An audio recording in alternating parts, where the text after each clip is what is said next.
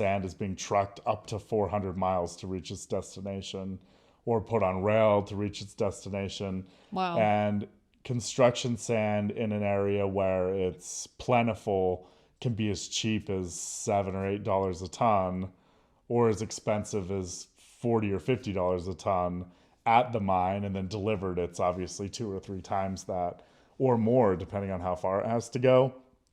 But there's different types of sand. So quality sand is for construction uses and many other uses. It generally has a high concentration of silica. So it's quartz, basically, that's eroded down into to sand.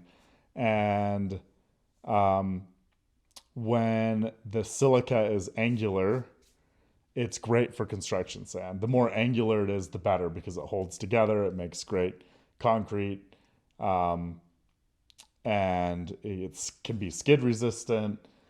Good for building roads and different things, and it holds together well. Um, and then, so that's one thing, is it needs to have a good silica percentage. And the second thing is that it needs to be angular is ideal. So if sand is too rounded, it doesn't make good construction sand, but it can make good frac sand potentially. Mm-hmm. So the little individual silica grains will hold a lot of pressure because the sphere is a good weight bearing structure, and so they can put a lot of pressure on it and it won't crack. Um, and semi round sand can make decent construction sand as well. But then there's the size distribution. So it can't be too fine, like powdery. It also can't be too coarse. You need kind of a blend somewhere in the middle. And so that makes it difficult to find.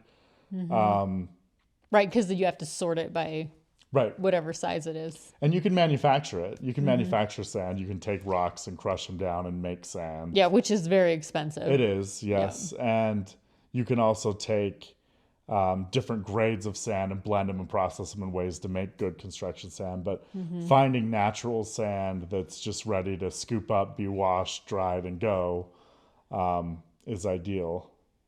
So, yeah, sand is really useful and it's valuable, and there's a lot of it that's consumed, hundreds of millions of tons annually, globally.